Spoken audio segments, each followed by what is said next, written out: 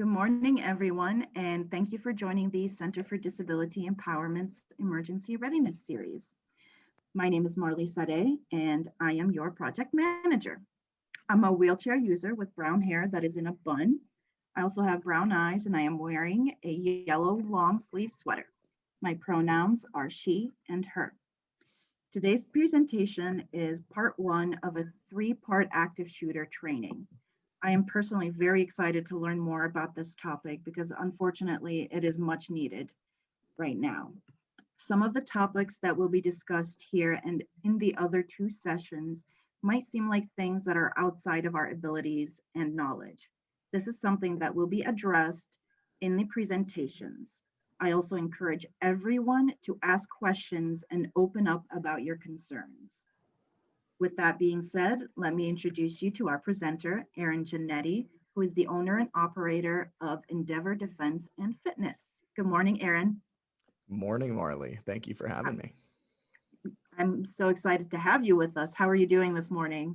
I am doing fantastic. Thank you for asking. Good. Can you tell me and the audience a little bit about yourself? Absolutely. I own a self-defense facility in Columbus, Ohio, and I've been teaching forms of self-defense and empowerment for civilians, especially for about 12 years now. I have two incredible kids. I have an amazing wife. I live for these topics, this ability to help people see what they're capable of doing when it comes to taking care of themselves. Yeah, I'm 5'8". I have spiky brown hair. I have a beard primarily because it makes me actually look 34 instead of 12. Uh, I'm wearing a black short sleeve shirt, and I'm excited to have the opportunity to have this discussion and evolve this topic with everybody. On the topic specifically of active shooter, I've been working in this area, teaching some form of this program since about in 2009 when I was originally introduced to it. In 2015, and this was shortly after San Bernardino and the larger Paris attack, I had the unfortunate pleasure, although pleasure, of teaching more than 80 of these seminars in person in 23 states and working with thousands of individuals. And the reason I bring that up specifically is because getting in touch face to face with that large number of people allowed us to see how to build a program and a concept of preparation for all different body types, backgrounds, ability levels, and to face it with more of an honest and realistic approach of how to empower people moving forward. And so that was a beautiful year for evolution in training in this area and showing people what they are capable of doing to increase their chances of surviving. So I'm looking forward to this presentation. So this is part one of three, as Marley mentioned. Today specifically, we are going to start talking about viewing our eyes on what's possible, which is a very important thing no matter our background and our experience level. We're going to talk about concept-based training as opposed to individual style training. The idea of focusing on individual versus group response, which group response is something more commonly seen and known in the training area. You may have seen these through programs like ALICE. You may have heard of programs like Run, Hide, Fight, which is a very, very well-known and adopted program. So we're going to start looking at the difference between an individual approach versus a group response. We're going to spend a good amount of time discussing mental and emotional preparation, which is a very important piece of training, self-defense, and really optimization of life in general. So we're going to spend a big amount of time talking about mental and emotional preparation and how to do that, which is going to be really important. We're going to discuss the overall plan, expand things a little further than the common Run, Hide, Fight curriculum that is often discussed. We're going to talk today about getting away from the threat, what that may look like. We're going to talk about keeping the threat away. And then we're going to spend some time at the end debriefing and have a little bit of a question and answer session as well. Now, the one thing that I really want everyone to understand is that this presentation is for you.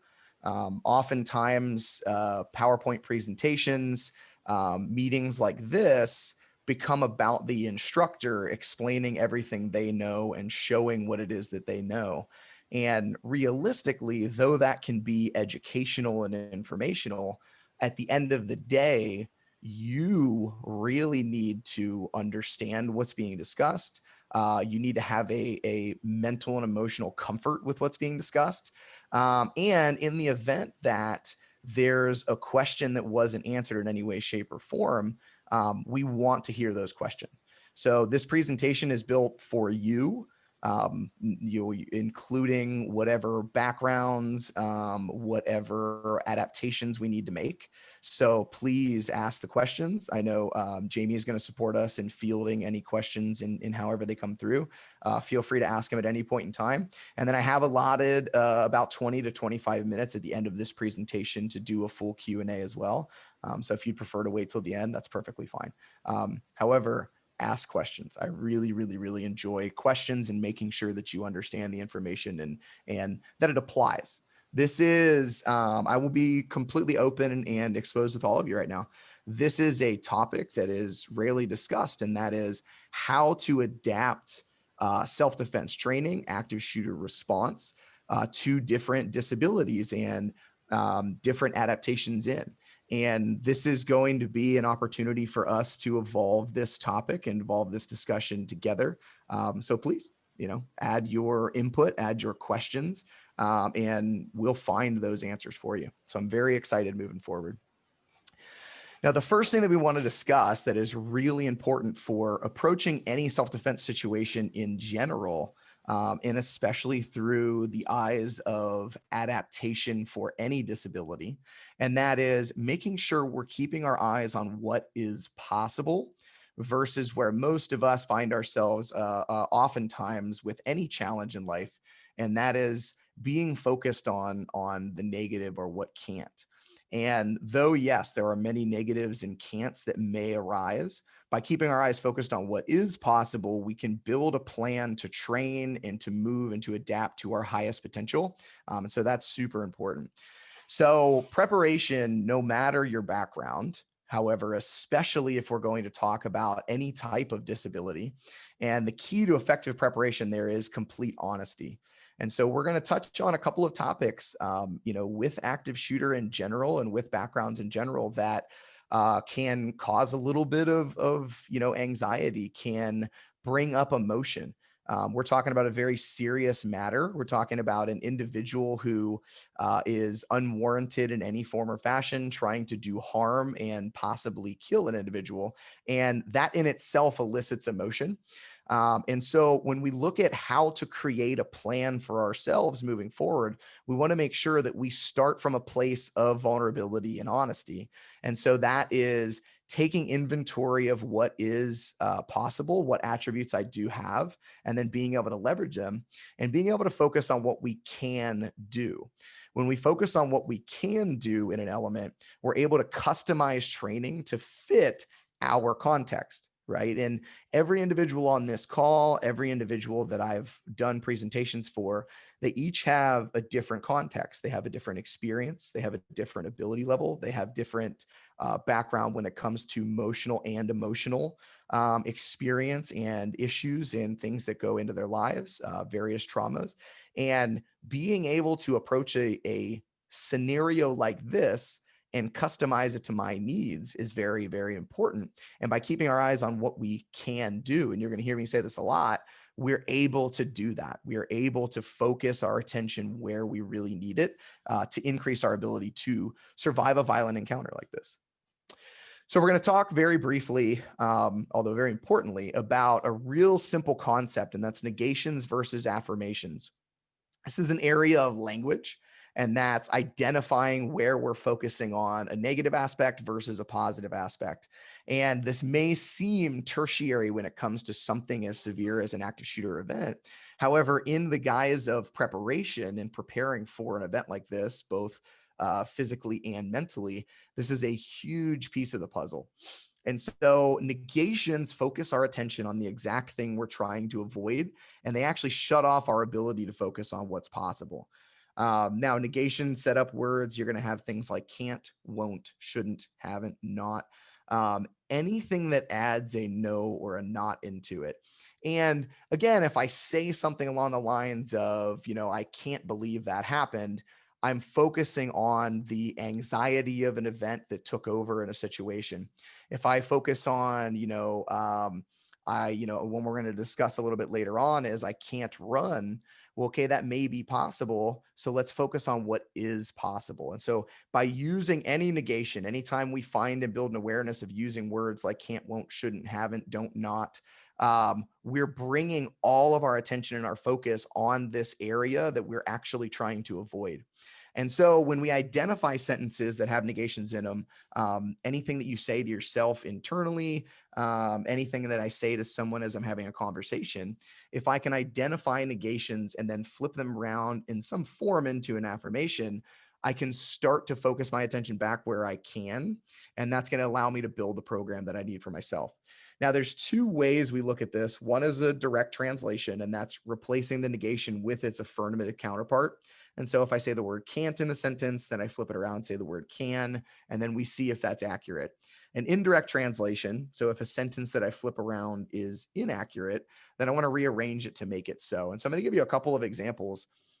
This is one we commonly hear of with a lot of people and their backgrounds. As humans, especially in civilized areas, we like to avoid confrontation.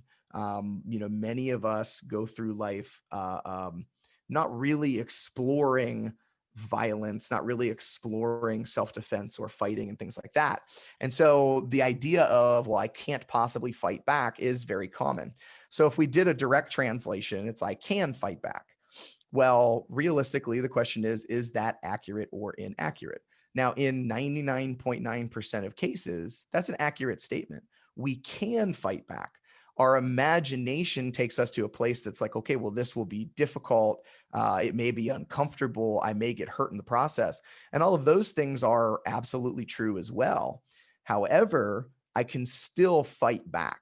And so by taking our look and our attention back to what is possible, well, then we can start to go, okay, I can fight back. What would that actually look like? And then that would be training moving forward. And whether that's adapting the way that I move, learning how to use some type of an additional weapon, surrounding myself with other people and resources that can help and support me, whatever that is, I start to build a plan for fighting back.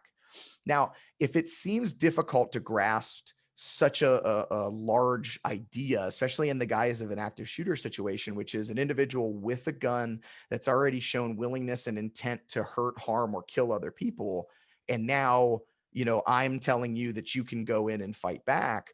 Well, if I keep all of that and I have trouble grasping that, adding a why or a because can be really powerful to start to remind you, okay, this is why I'm going to explore this uncomfortable place. And so if we look at a couple of basic ones, I can fight back because I choose to do everything I can to protect myself. So we're looking at, okay, why would I put myself in a situation where I may be uncomfortable, I may get harmed? And that is, well, I may find myself in this case. However, it is my responsibility to take care of myself in some form or fashion. And so let's look at how I can go into this. Okay, well, I'm going to do everything I can to protect myself. That may involve fighting. A quote I learned a long time ago from a good friend is, if you can't, or if fighting back for yourself isn't a good enough reason, then find somebody to fight back for. And so that would take us to this next example, which is I can fight back because I will do everything I can to get home to my family, friends, loved ones, implement or add in whatever touches home for you. And so knowing why we're going to do something becomes very important. Now, if we look at example 2, I can't run. Well, direct translation would be I can run. Well, is that an accurate or inaccurate statement? Well, that may be an inaccurate statement. If I'm a wheelchair user, if I'm using some type of a walker, if I have visual impairment in any way, shape, or form, then this becomes a little bit more challenging. And so instead of sitting on the direct translation of I can run, what I'm going to do is, okay, well, what can I do? And I'm going to focus my attention and rearrange that sentence into something that, okay, I can do. So, okay, well, I can use my wheelchair to move away from the threat. Well, is that an accurate statement? Yes. And may that be a little more challenging? Sure. Will that be different than someone else that is able to run? Sure. However, it still is a possibility. And that's where we really want to focus our attention. And then again, I can supercharge it. I can add a Y, and that's I can use my wheelchair to move away from the threat because I'm responsible for my own safety and or I want to get home to my family, whatever that is. And so again, these may seem like tertiary pieces.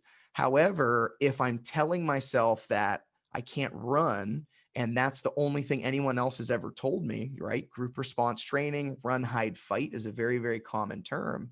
Well, if I'm hung up specifically on that sentence of run and I can't, well, that's going to limit my possibility and the way that I look at training moving forward.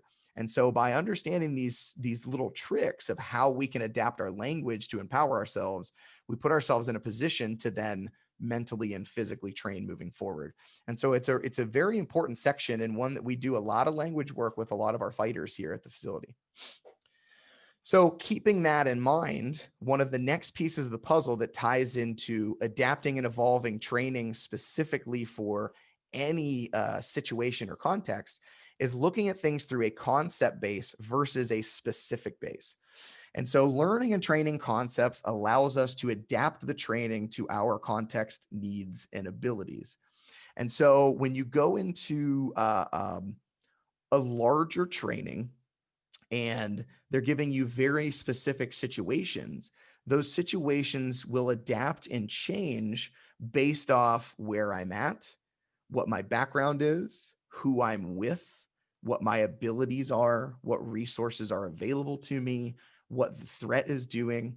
And so there are so many variables in violent encounters in general, especially in a mass shooting or mass killing event in some form, that it's very difficult to come up with specific answers that would resolve a lot of problems. And so by looking at things through the eyes of a concept base, and I understand the concept, I can then apply it to my situation. And that's super important. What that also does is it allows us to focus the training back on the individual. So in this day and age, 2020, the majority of people are receiving active shooter training or mass violence training at work or in school. And usually those plans and protocols are put into place around that specific context. So people that are at work are learning about active shooter events and they're learning how to barricade and escape their building specifically inside of their establishment with their employees and how that would be addressed. The problem with approaching it that way is that now what happens if I'm out in a public place? Now I'm in a mall. Now I'm out with a different group of people. Now I'm out on my own and the circumstances have changed. Well, if I'm looking at it through a specific plan vision, then I may find myself freezing in those moments and unable to make decisions of how to respond because I'm so used to the very specific plan that I put into place. However, if I look at things through a concept base, so what do they really mean by run? Well, they mean get away from the threat, which we're going to discuss a little bit longer in detail later. Okay, well, what does getting away from the threat look like? Okay, specifically, what does getting away from the threat look like for me? And we can really start to hone in on what we can do and build our own individual plan. It also allows freedom and adjustment in training and execution, which is really important for making decisions on the fly and being able to make powerful decisions for ourselves moving forward. It empowers the individual with the responsibility to build a plan that meets their needs. And so again, especially in this context where we're talking about different circumstances for everyone that's on this call. Okay, well, how do I take these concepts and apply them to the people, places, things, and abilities in my life? And then this drastically increases the execution of the plan. And that's because we're bringing it back, relying on ourselves versus relying on large groups of people, which we'll talk a little bit further, and relying on anyone else or any specific location, which is very important. So if we look at a couple examples of concept-based training, we alluded to one already, and that is using the idea of get away instead of run. Again, we use the terms run, hide, fight in our presentations because they're so known. They're very largely spread. It is a program and concept that originally started in Houston from the Houston Police Department, and then was eventually adopted by Department of Homeland Security. And so that's why you're going to find it a lot more prominently utilized in universities, in large corporations and businesses, because it's very easily distributed. And so if we look at the idea or the difference between get away and run, or run focuses us on one very specific thing. Where if we look at get away from the threat, that expands the mindset around what the actual objective is.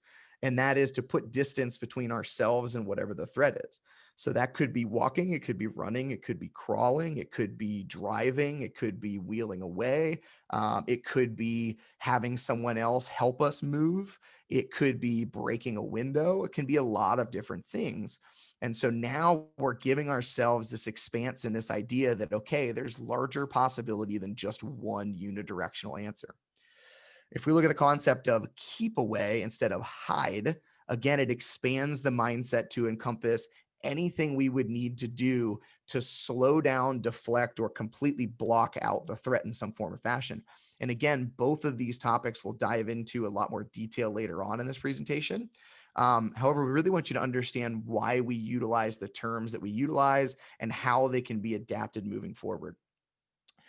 In presentation number 2, we're going to talk about trauma care. And this is one that a lot of people feel is, out of their pay grade, or something that, an everyday individual is unable to do. And the reality of it is, again, we give you basic concepts to buy time for then actual medical professionals to work their way in to help you, to then buy time to get you to where you need to go as far as emergency hospitals and things like that. And so by thinking of a basic concept, which is stop the bleed, it gives us that focus on the main objective and the possibilities around that.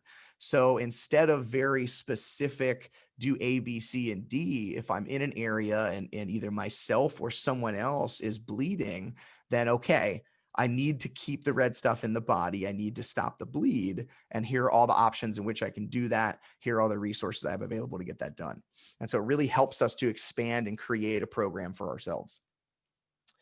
So once we understand that we want to keep our eyes on what is possible, once we start to look at concept-based training versus specific training, now we want to focus even more directly on this individual versus group response concept. And so when we look at building a self-defense plan for ourselves, for our families, for the people that we care about, the people that are in our lives that support us, the first place that we should start, go back to that concept we talked about earlier, which was approach this type of preparation with absolute honesty and vulnerability. And that is the foundation of my self-defense plan should be based off no backup, no weapons, no supplies. And the reason that we want to look at that, which is a very stripped down way to look at self-defense and can make people feel very vulnerable, considering all backgrounds, is by stripping it down to that area, then we're able to respond or have a plan to respond no matter what happens. If I find myself in a situation where I am unable to have backup or have some type of a weapon or have some type of supply, then I have an answer. Though that answer may be a little more limited than other answers, I still have an answer, and that's going to help us move towards safety. If our plan relies on anything else or anyone else, then we find ourselves at a limited place if those things are unavailable. So we like to start with no backup, no weapons, no supplies. And if we start there and we understand what our options and availability is in that context, then we can start to expand and go, okay, now where do I implement other people that support me in my life? Where do I implement other resources and tools? Where am I able to carry these resources and tools versus where am I able not to? So if someone were to come to you and say, hey, a weapon may be a good option, whether it's a firearm or whether it's pepper spray or anything like that. Well, then we start looking at, okay, well, what if I'm in an airport, if I'm going to go flying? Well, those are what we would refer to as non-permissive environments where I can't take things that are generally built to be weapons. So in those cases, I would need to, again, be able to rely back on a situation where I didn't have any weapons. So again, we want to take full ownership, and we want to look at a very stripped down form to create a foundation of self-defense. And then we can build additional resources on top of that. What this also does is it keeps control of the response with us.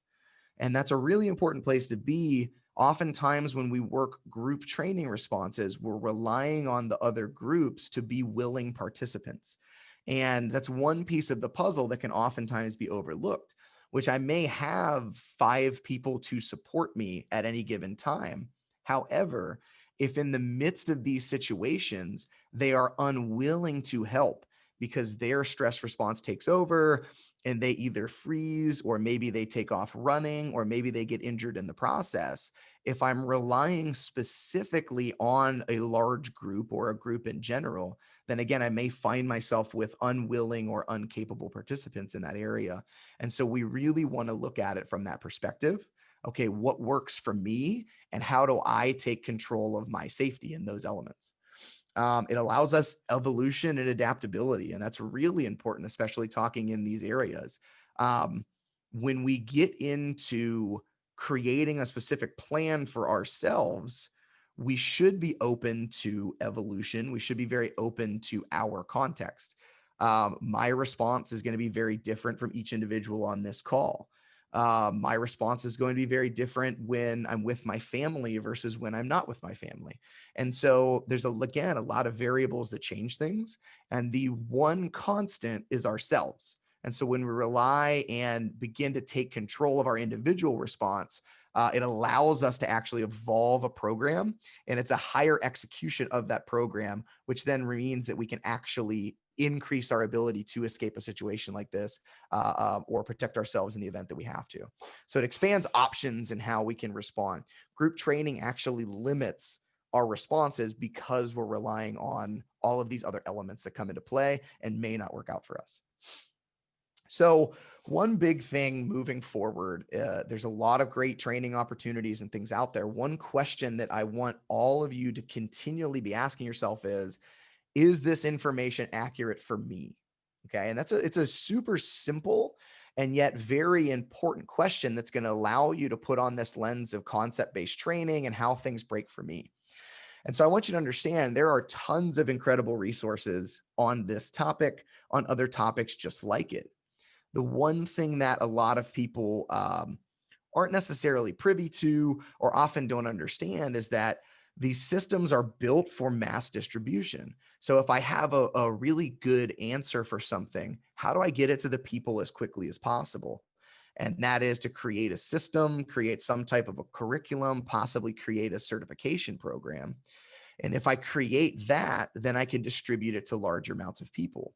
Well, when we systemize things to make them easier for distribution, which we're trying to do to help people, what ends up happening is we lump things together, and we can oftentimes oversimplify them, or we're sending them out for what we would consider the general masses, and that leaves some of the kind of niche areas that are unserviced 9 times out of 10.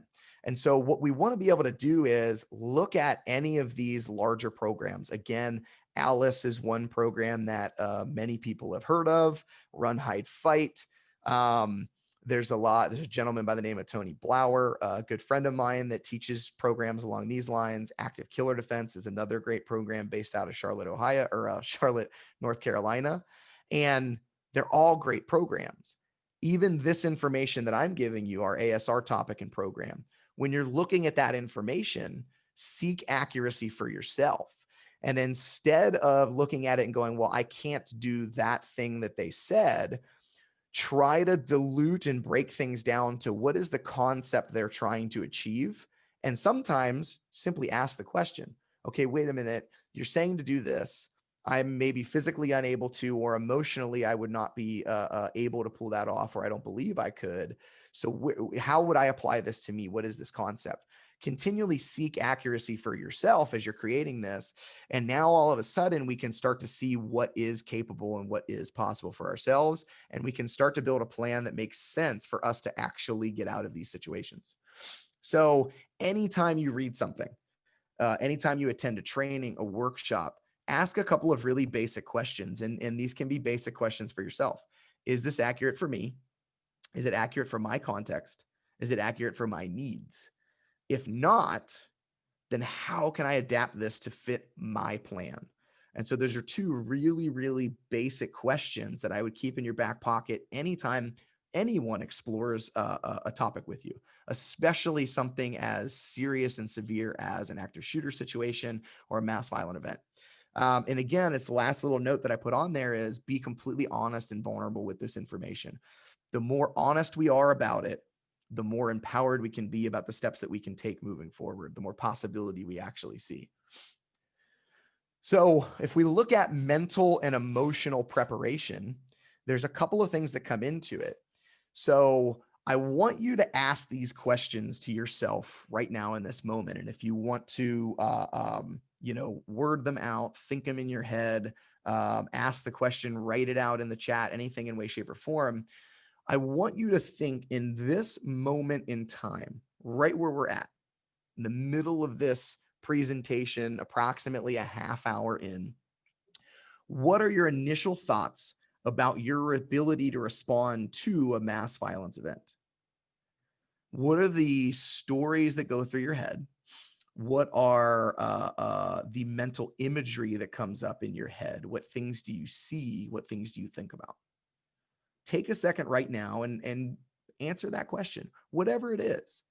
So what are your initial thoughts about your ability to respond to a mass violence event in some form or fashion? As you're mulling that over, start to think about the things that you're going through your head as far as a specific word. So what's your internal language? Where's your self-talk? When it comes to events like these, are you aware of a lot of negations? Are you aware of a lot of areas of fear, right? And all of those things are natural, normal, with everyone's ability, and something super important for us to be able to look at moving forward and be able to keep an eye on anything that goes here.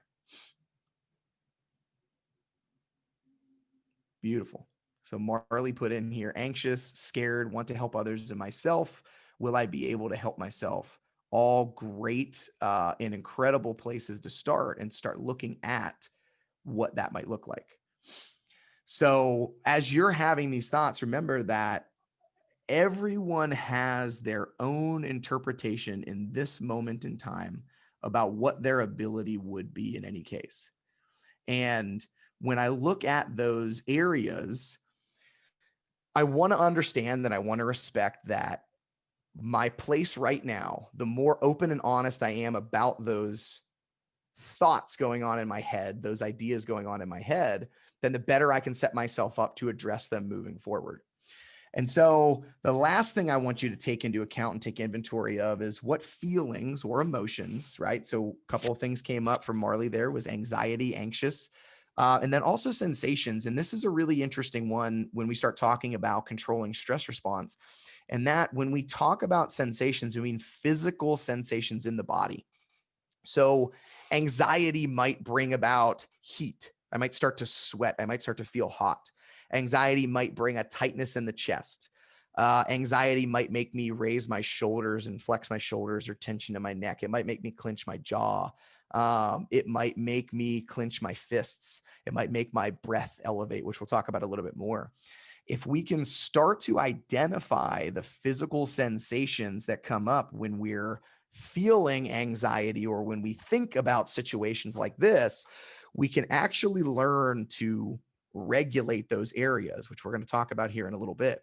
And so ask yourself that question, which is simply, what physical sensations come up when I feel the anxiety in some form, right? And they may be small, they may be large, they will be different for everybody. And for some people, they may be not present, right? And so what we're doing is we're exploring and inventorying where we're at right now. And understanding where we're at right now allows us to see progress as we move forward. And as humans, we love progress. It's good to know what the process is. It's good to know along the way of our process that there are milestones that we're hitting and those little nuggets of sensation that remind us that, we're doing the good work and we're moving forward. And when you're talking again about an event where I'm going to survive a situation where an individual wants to harm me, kill me, and do anything like that, there's a lot of emotion going on. There's a lot of internal talk. There's a lot of these things going. And to work towards resolving that and preparing ourselves, we want to know that we're making progress. And so it's super helpful. So these 3 questions are 3 really important questions that I would put to almost any new exploration or situation you're going to go into that may bring some anxiety about or brings a little bit of fear about. I would ask these 3 questions, take inventory of that, and then we can explore how to get a little more comfortable in those areas. So one thing we want to understand, and the reason we're starting with all of this theory on how do we train and what's possible versus what's not possible and concepts versus specifics and individual versus groups and mental and emotional preparation, is because it genuinely starts inside. So all the size, strength, physical ability in the world that comes into those areas, a lot of this really relies first and foremost, the ability to execute any physical movement starts emotionally inside, right? There was an active shooter situation. Jamie, I'm reading out your area in the chat box. There was an active shooter situation in a very populated area in my hometown last year. And we've always been told we're the safest city in the US with quotation marks. This event made me realize that we're never truly safe from this happening. So I'm eager to learn how to be best prepared for something like this. It's a great comment. And one of the things, I'm going to do a little mini sidebar here. One of the things that we want to point out is that we really like clear answers as humans. So if somebody tells you that we're the safest city in the US, people assume that means that there is zero danger, there's zero violence, there's zero need for me to be concerned about something like safety. And being the safest city in the US, there can still be residual risk. There can still be residual things going there. And so we oftentimes like to know when it comes to training, okay, what's the answer? Okay, so what's ABC? Do these 3 steps and you will be safe. The reality of it is when we come into real life is that real life is variable. I use the terminology often, and we'll discuss this a little bit later. Self-defense is oftentimes like gambling. And what I mean by that is if I were to go and play poker, let's say we're playing, poker of some form or fashion, I have my deck, right? I have my cards, and that's how I've prepared, my past experiences, whatever my attributes are, that's my deck. The bad guy or the threat has their cards. And so, what's their level of emotional and physical ability? What's their background and experience? Are they targeting me? How good are they at those things? And then the one thing that also comes into play is the environment, which is essentially the dealer at that point in time. They have a deck as well. And so what's going on? What's the weather? Where are we? Who else is around? And in cases like that, it's really about making the best decision possible based off the information that I have to make and increase my chance to actually get away with something or get away from something or defend myself in a situation. And so one of the things that we're going to talk about is making tough decisions, answering tough questions. And the reality is, if we're being really honest, more often than not, we are going to find ourselves, especially in mass violence situations, deciding between what outwardly would look like 2 very bad choices. And it really comes down to making the best choice possible. And so to put this out in maybe a little more clear example, if I find myself in a room, let's say we're at a mall, we're in a food court, and someone comes in and starts to shoot. And if I run out the nearest exit, I have a 30% chance of surviving. If I, attack the assailant or the threat, I have a 17% chance of surviving. If I hide underneath the table, I have an 11% chance of surviving. And if I find a barricade in a back room, I have a 50% chance of surviving, right? Well, in this example, everything is 50% or below. Now, we don't actually know what the percentages are going to be in any given moment. However, the reality is there's always a chance that a decision that we make will end up with us being safe, even if it's the worst decision we could have made or had the lowest potential. And there's always an ability, or generally speaking, a possibility that we'll get harmed, injured, or possibly die in a situation, even if we make the best decision possible. And that's a concept that is oftentimes not necessarily addressed, again, honestly, for most people, especially as somebody, hey, I want to bring in somebody that's, a subject matter expert on this, is going to come up to you and they want to seem confident. They want to say, hey, this is going to work. And the reality of it is, by understanding that there are no absolutes. Never and always are two words that you should always remember never to use. And that is, in that area, there's always percentages going in there. So that's great observation. Marley wrote, coming from a third world country, I always get asked, how dangerous is it? I've had more experience with violence here in the US than from the third world country I come from. And that's a very valid point, because perception is a big deal. Where were you born? Who did you hear things about? All of these outward things that come in, they create perception, they create and actually start to create a dialogue in our head. And one of those dialogues along those same lines of what are things that we've heard that then start to play into our own narrative, and that is fighting back. That is the ability to do something when we do have a disability. All of those things where people keep telling us we can't, or we hear situations where we can't, or we're constantly being barraged by different forms of violence in the media, we start to genuinely believe those things and they start to play out in our heads. And that brings us all the way back to what we're talking about, which is if we start to sort out the thoughts and emotions inside of ourselves, then we can really set ourselves up to respond to a situation at the highest potential. So thank you both for adding your comments in there and being able to get that dialogue in. And so bringing us back to where we're at, the size, strength, physical ability, attributes, execution of a plan relies heavily on the ability to mentally and emotionally pull those things off. And so that's big. Mental and emotional preparation will increase potential to execute a plan. Mental and emotional preparation increases ability to process information and make clear judgments under stress. So if we start getting our heads right and we start getting our emotions right, then we have a higher likelihood of pulling things off, executing, and raising our potential to survive violent encounters. And so we're going to talk about 3 ways to train mental and emotional strength: mindsetting, breathwork, and familiarization. These are 3 areas that 99.9% of us can do. They require very little as far as time. They require very little, if nothing, when it comes to monetary investment. And there's something that we have access to and can make it consistent in our lives. Mindsetting is the basic concept of running scenarios in your head to create mental blueprints for a plan. Breathwork.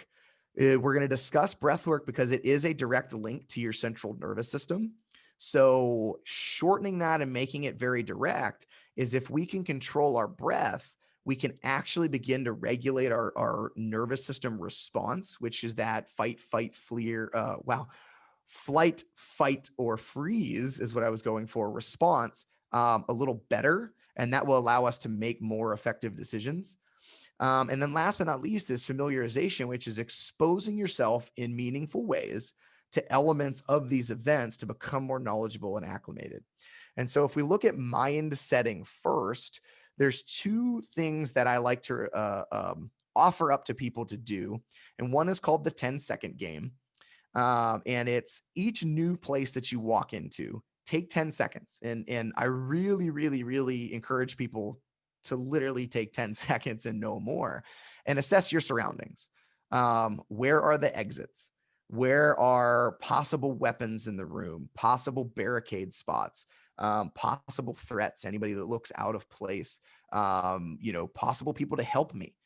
Who are some people that if I needed assistance or wanted assistance, that I could get them involved, or I think they would get involved. And we're creating a little mental blueprint.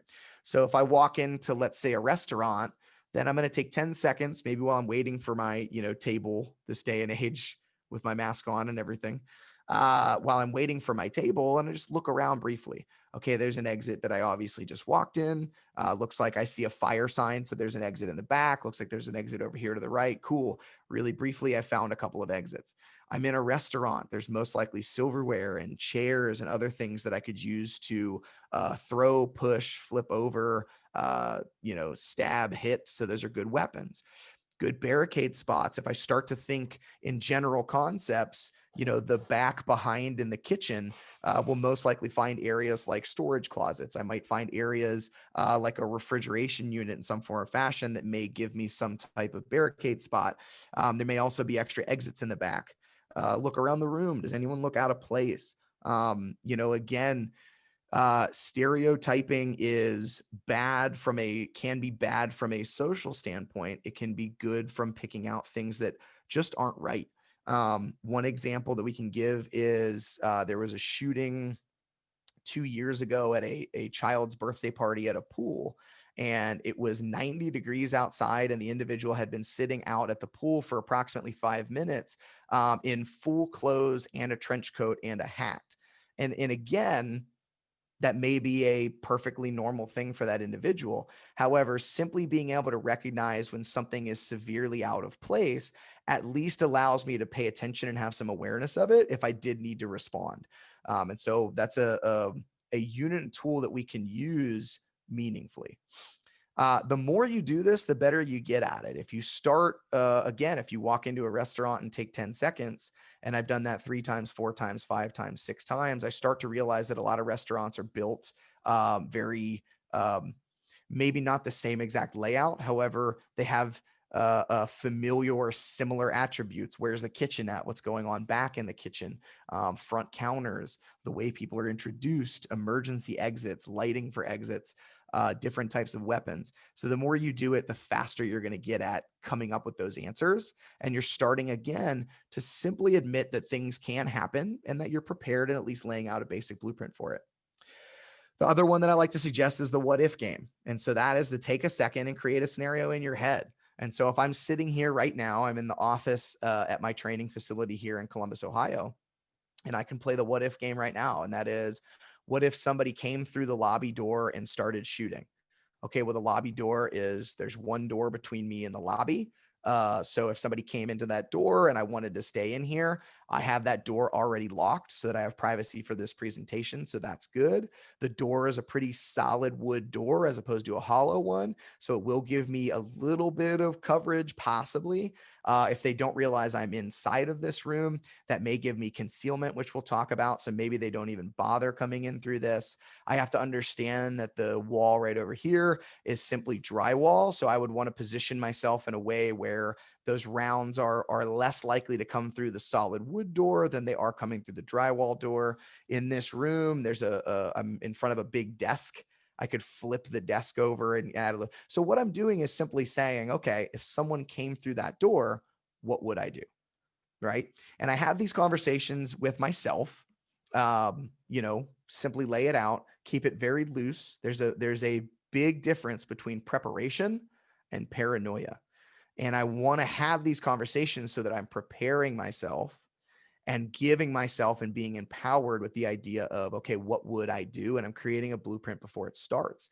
And then later, I want to have these conversations with the people that support me or the people that I care about in my life. Hey, these are the things that I was thinking about. If somebody came through the store, I was thinking this, and this. What are your thoughts? How would that person play into these thoughts? All of that communication with people that you care about is super important. So that's one thing. That's how we start to train our brain for scenarios like this and put ourselves in the element. The next piece of the puzzle that we're going to talk about is breath work. And this is now regulating emotional response and learning piece by piece the process of becoming more in control of how we make decisions under pressure. So if we talk about the CNS, the central nervous system, generally speaking, you can break it down into two very specific responses. So I have the sympathetic nervous system, or the sympathetic response, and that is tied to inhaling. And that's also tied to fight, flight, and freeze.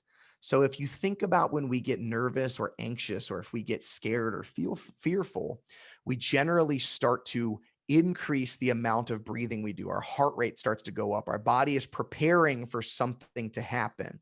And so that's where hyperventilating comes in. You'll notice that we inhale more than we exhale. So big inhales and very short exhales. That's a sympathetic nervous response. That is a sympathetic response from our nervous system. And so inhaling, if we are inhaling longer than we are exhaling, or more frequently than we are exhaling, or duration wise, obviously we inhale and exhale about the same. However, if we're doing that, then we're what we would refer to as up-regulating the nervous system. When our heart rate elevates, when our breathing elevates, we are less clear, which means we have a harder time processing information. We have a tendency to get into mental loops where we get kind of stuck in one Durasic pattern. That's usually where our freeze comes into play. And that's where those responses of the underlying, intuitive brain starts to take over, whether that's for better or for worse. So essentially, we're giving up control of our body and our response to our central nervous system. Well, if we look at the parasympathetic response, or the parasympathetic nervous system, that's tied to exhale, and it's also tied to rest and digestion. So if we can learn to train ourselves as much as possible to focus and have a longer exhale than an inhale, what we're actually doing is training our brain and training our body to regulate that nervous system, keep our heart rate down more, downregulate a little more, and that's actually going to give us the ability to make clearer decisions, to process information better, and to actually execute any plan that we do have. And now this is one of those areas that may seem easier said than done, and that would simply come down to how much time we spend practicing or training. And so breath work is actually an element of fighting here at the gym that we do often. And if you look at law enforcement, or I should say well-trained law enforcement departments, if you look at high-level military, when it's fighting, when it's making decisions, when you're under attack, if we look at when we teach shooters how to shoot their weapons and make decisions under stress, all of those areas, physical performance in general, making presentations. If I get nervous before a presentation, if I get nervous before meeting somebody, all of these areas, we get upregulated. Breath work and control actually help us to bring ourselves back down so that we can clearly focus as we go through things. So we use these with everyone from, high level military that's going to be putting themselves continuously into dangerous areas to learn how to make good, clear decisions. And then we use it all the way with someone that's heading into an interview, or someone that's walking into their first self-defense class for the very first time, and they're a little anxious, they're a little nervous coming into it. We can help them regulate that response by breathing. The more time we practice that, the more we get the ability to regulate those things. And so there's a very, very simple breathing drill, breathing practice that I encourage everyone to take on in your whole life, in anything in general. And it's generally referred to as box breathing. And it's referred to as box breathing because one of the first, at least the introduction I was given to it, you had a 4-second inhale, a 4-second hold, a 4-second exhale, and then a 4-second hold. And that was the breathing pattern. And so the imagery was creating a box. I go up, I hold it, I go down, I hold it type deal. There's a lot of versions of the box breathing drill. One that we use quite often with our people in training is to attempt to have a 4-second inhale, a nice full breath in, and then a 6-second exhale. So if I were to demonstrate this, it would look something like this.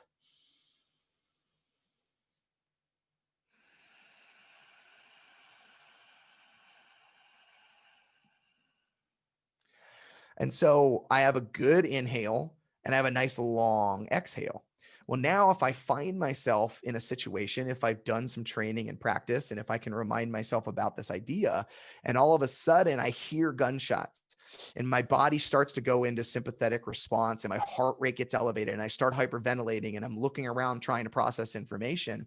If I can remind myself simply to exhale slightly longer than my inhale, I can bring myself back down. I can process information better. So I hear those gunshots. My breath starts to get high. If I can remind myself, I can start to regulate that situation, process information, make good actions, and I have a higher likelihood of responding. So there's one additional leap we can make to get ourselves learning to do this under stress, right? So we understand, we have a basic idea. Okay, I want exhale longer than inhale. That's going to get my parasympathetic over my sympathetic. Okay, Aaron's introduced me to this concept of box breathing. And let's say the goal is 4 seconds in, 6 seconds out. Okay, well, I'm practicing that. How do I create stress around this? Well, we can do it in a lot of different ways. Obviously, I can implement this into my life when I do get anxious. However, that requires me being aware that I'm anxious. And sometimes that's a little bit easier said than done. And so I can implement this into physical training in some form or fashion, or I can actually do this with a cold shower. And for some people, that seems like, okay, that's a little bit of a far stretch. However, learning to breathe under duress starts to put us into a position where if we do it intentionally, then we can start to pick up on it when unintentionally we're under stress. Well, cold water is a stressor for our bodies. If you think about any time that you got hit with cold water, whether it was a cold shower or somebody dumped cold water on you or something spilled on you, your body goes in. You usually have this huge inhale that comes in and your muscles tense up. Well, cold water is a stressor for our bodies, especially on different levels and different elements. And so I can actually use that to create a stressful situation that is manageable and meaningful to practice my breathing. And though we actually look at it and go, okay, well, Aaron, there's a huge difference between regulating my breathing in a cold shower and regulating my breathing when someone's trying to kill me. And that is an accurate statement. Your body generally looks at stress as stress. And so if I consider this stress, I'm blending some territory and some areas in which I can actually start to train my brain that when it feels stress, this is how we respond to it. And so a really simple way to implement this is a cold finish or a cold bath or a cold exposure of any type. So here in Ohio, I think when I woke up this morning, it was 50, which isn't too bad. If it's raining, that makes it a little colder. Nights where we get into the 30s and things like that, we can go outside and use cold exposure. And when I say a cold finish or a cold bath or cold exposure, it can be 30 seconds. It can be 5 minutes, right? I I hope that you're understanding that it's a short burst as opposed to me, running outside and staying outside for 3 hours in the cold exposure. And so very short bursts of this where it gets that upregulated, the cold water hits me at the end of a shower. And what I'm doing is I'm creating stress, meaningful levels of stress that I can then learn to breathe through. And then that can actually help me moving forward. And so, again, these are two very simple ways in which we can train to regulate our central nervous system and our stress response for very little money, in most cases, zero money, very little time. Maybe I breathe for a minute or two every single day on my box breathing. Maybe I do a 20 or 30-second cold finish in some form or fashion and breathe, whatever that is. And then it requires very little as far as additional resources go. So very, very good, accessible training for most individuals. And the last thing we're going to talk about with mental and emotional preparation is familiarization. And so if we look at fear or lack of confidence in general, it is more often than not created by the unknown. And When we look at that idea of it, the more we can expose ourselves in a meaningful manner to an issue, the better that we can start to adapt and understand not only what the actual fears, dangers, ramifications may be in those situations. However, we can also start to see where we can put ourselves in these situations to come out safe, and that's really important. And so one of the concepts that, I wrote about in the book was learn to swim, which is the idea that if I'm afraid of water, or I live near water and I'm afraid that a loved one may get harmed in water, the best thing that I can do is find out how to get them to float or swim, or give them the power they need to get through and deal with whatever that is. And so I have the choice of keeping myself completely away from that danger, or learning how to put myself in it. And when I try to keep myself away from that danger, we find ourselves in a very secluded reality. So if you were to try to limit all threat of an active shooter, that would mean fortifying your home and workplace, fortifying your travel, very rarely, or if ever, going out into public, very rarely, or if ever socializing in any form or fashion, where there may be an element of danger. And generally speaking, residual risk will find itself in most cases. And so we can choose solidarity and seclusion, or we can choose to prepare ourselves the best way possible and become knowledgeable and familiar with certain aspects so that we can competently go out and enjoy whatever the challenges are in life in those elements, in those aspects.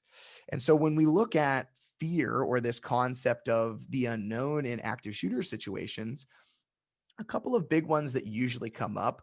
First and foremost is that first thought, which is I can't. And we discussed that a little bit earlier. And we find this in many levels of training, and that is I can't fight.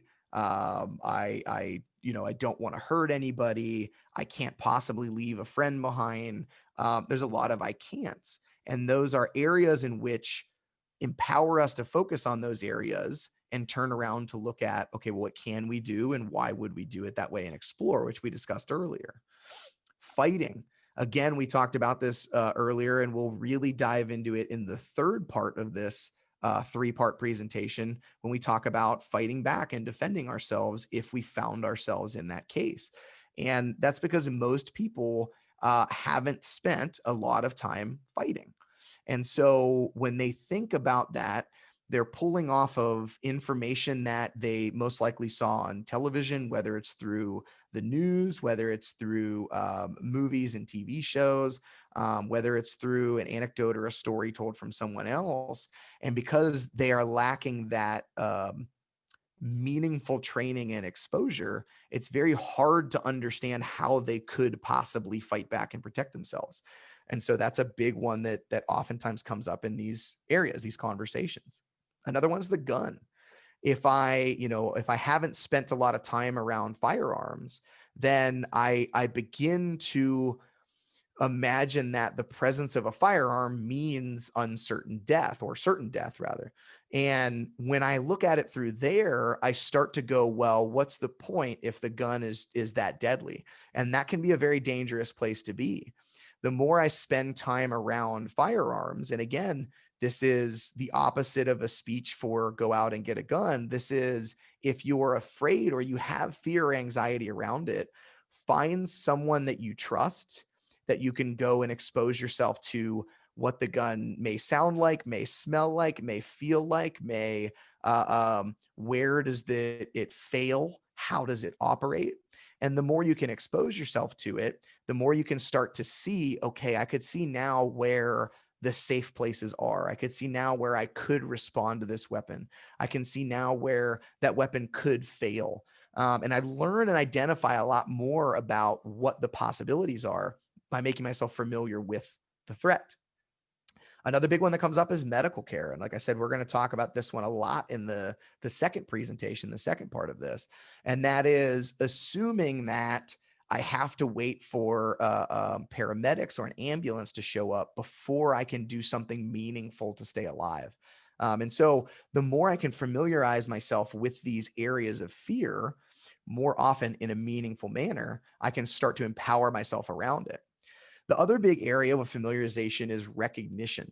And so we talked about this earlier when I gave my, self-defense or defending yourself is gambling example. Is anytime we're doing anything, we get to make the best decision possible based off the information that we can take in, our ability to process it, and any previous experience that we have. And so if I am unfamiliar what a gun sounds like, then it may take me longer to process whether or what's going on, the difference between firecrackers and gunshots. If I maybe have a hearing disability in some form or fashion, well, what does panic look like? What meaningful information can I pick up from large groups of individuals?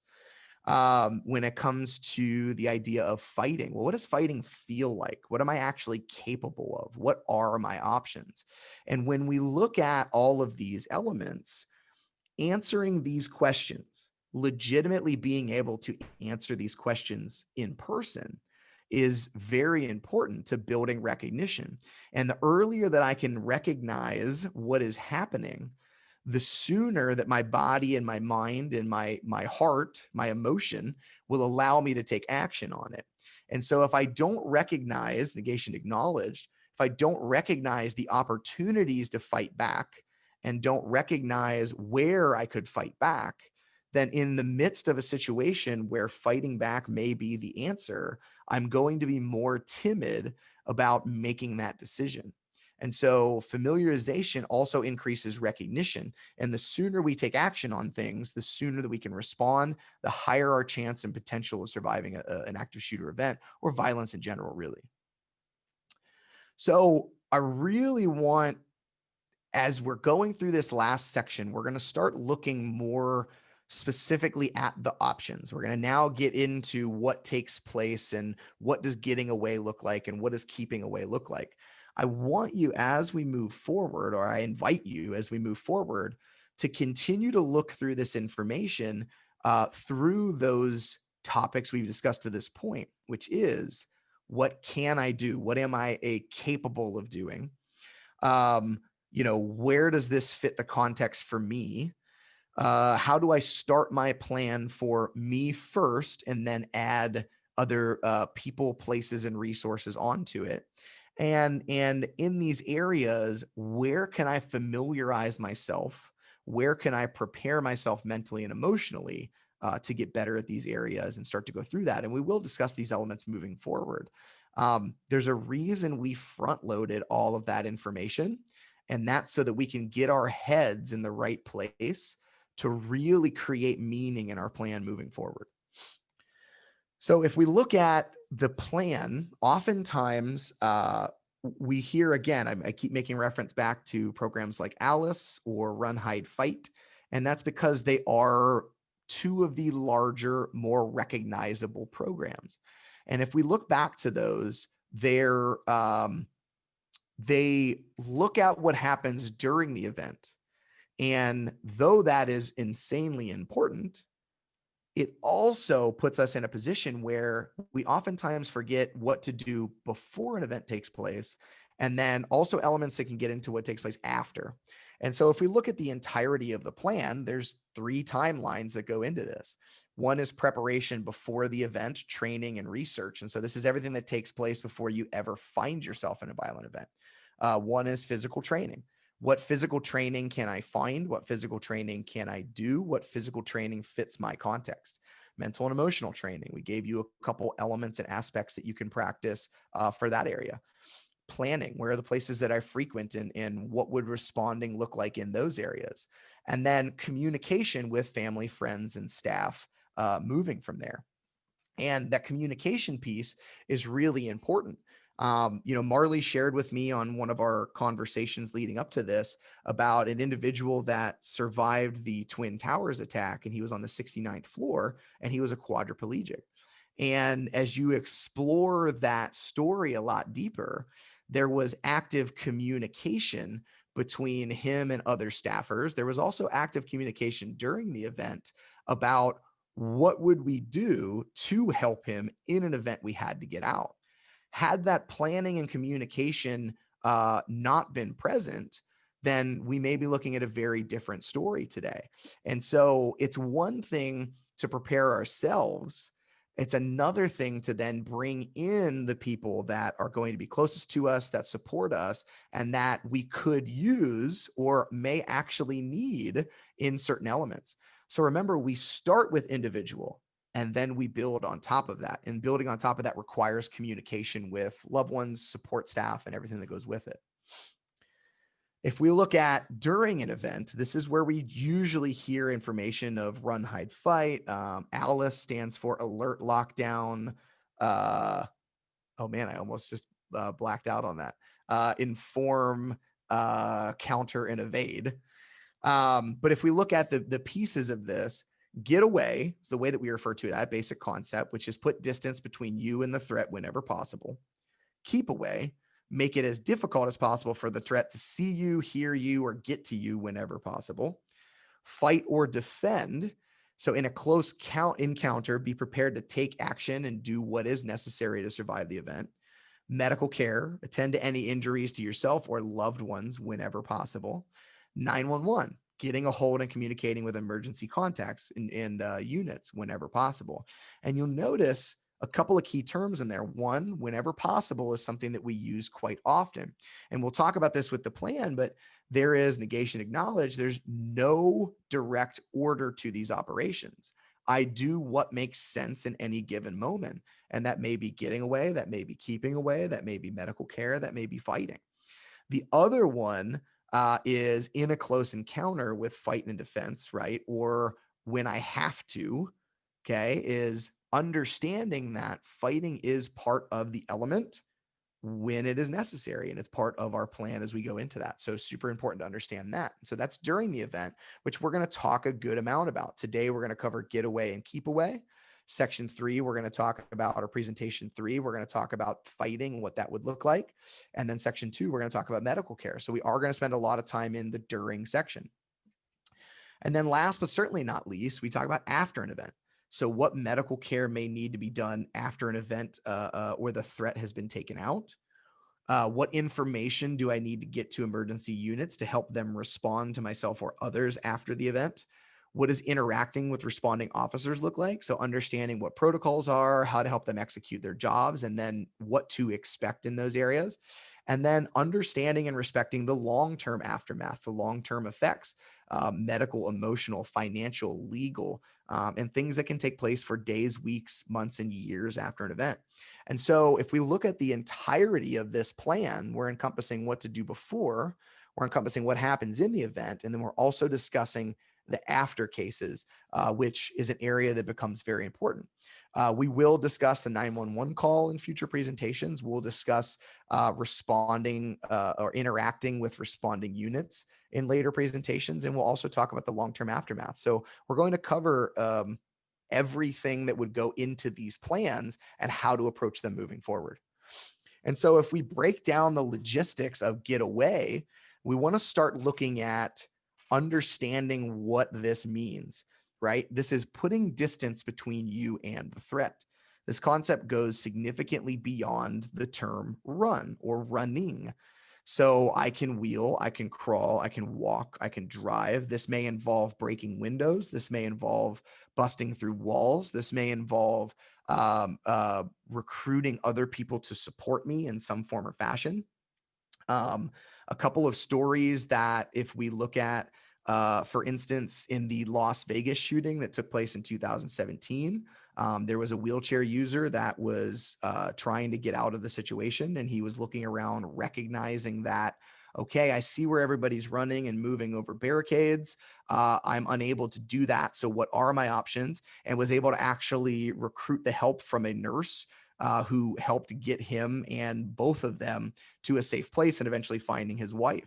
And so it was more than what everybody else was doing. It was more than simply running. There was another event in, I believe it was San Jose more recently, in the shooting in the Walmart, where there was actually a 12-year-old child that was a wheelchair user. and his parents picked him up and carried him out because they recognized that that may be a faster and more effective option for them. And what was really interesting about it was there was an individual using a cane, and a law enforcement officer, actually, or security guard rather, actually helped get that individual out by placing him in the wheelchair that the family had left behind and using that to evade out. And so if we're continually focusing on simply the term running, we're missing a lot of possibility about how situations can change very quickly and how situations can adapt. Carrying, busting windows, knocking down walls, using makeshift ways to move people or move myself. So there's a lot that goes into getting away, and it comes down to doing whatever makes sense and is meaningful to put distance between myself and the threat. Now, one of the things we can start doing beforehand to increase our ability to execute on getting away is know routes as best as possible in advance. And now this can take us back to the 10-second game, our little mind setting game we discussed earlier. So if I were to spend the 10-second game working specifically on getting away, I can start to ask myself, where are available exits? What routes are available for my context? Size, ability, everything. So is there a stairwell? What does that look like? Is there a door or an entryway or a passage in which is going to limit my ability to move through it or may require me to leave behind a resource if I go through it? Understanding those is super important. Who am I with? Who's willing to assist me? Who do I feel responsible for? Who do I feel accountable for? Who feels accountable for me? These are all questions that, if I understand and analyze in advance, can help me execute on a plan to get myself and maybe possibly the people that I care about to put distance between myself and the threat. And I can do that very quickly by getting in this habit of our little 10-second game to empower ourselves to know what to do if something were to happen. The other thing that we like to put into play when it's this getaway drill is get creative and aggressive about what options could be exits. There was a situation, and actually Pulse nightclub, when the shooting in Orlando took place, where people actually in post-event interviews and debriefs, they were discussing that they didn't go through certain doors because they were staff only. And that may seem a little bit crazy off the top of our head. However, if we've spent our lives conditioned to respect off-limit areas, then under stress, we may fall into those same decision-making patterns. And so we can break and interrupt those patterns by mind setting and training our brain to think, okay, one of the options that's available to me would be this option, which right now is employees only or off access in some form or fashion. Busting through walls, windows, and doors. Okay, if I find myself in an area and I don't feel that the door is a good way for me to go, but I could bust through drywall and get out, again, seems like something that may go, well, that seems excessive. I'm in a room. Why wouldn't I stay? Well, there are elements. Maybe the attacker's trying to get through the door. Maybe they're shooting through the door. What we want you to do is prepare yourself to take whatever action and prepare the people you care about to take whatever action necessary to continue to put distance between you and the threat in some form or fashion. So we're expanding the way we look at running. Now, this is a topic that can bring a little bit of anxiety and bring up emotion for anybody. And that's the topic of fitness, the ability to do things physically. Now, I want you to understand every individual has different context, attributes, backgrounds, abilities, limitations. The goal when we discuss this topic is to work to the best of our potential. And so my potential is different from someone else's. Your potential is different from someone else's. The idea is to focus on us. And that is, what capabilities do I have that would require or be a physical response? And then how can I empower those physical responses? And so, Marley and I had the pleasure of doing a striking and self-defense session a few weeks back, and showing her how to generate force from her chair, showing her how to maneuver her chair to address certain specific situations. Well, those are all physical traits and physical actions. And if there's a physical action, then we can increase potential of execution through practicing. And so when we look at how do I get myself more quote unquote fit, from the concept of it, it's what physical actions can I take? And now how do I improve my ability to do those physical actions? So the stronger and faster I am in my context, the more likely I am to respond to violent or quickly changing and dynamic events. So higher fitness level also equals higher, better breathing, which also equals a better stress response. And so again, to cap this entire discussion off, I'm looking at what I can do. So if I am a wheelchair user, are there areas that I can strengthen and speed up my ability to physically utilize my wheelchair? That's where I want my head at. And that's how I start to expand on the potential of my capabilities. And the more I can physically train to supplement and add to my mental, emotional, and prepared training, the better I'm going to be at executing my plans when it comes to actual day. And now this same idea also applies to the people in our lives that we may rely on or may have to support us. And that is fitness matters for them. And if we can get their potential up higher, then that also increases our potential to survive an event in some form or fashion.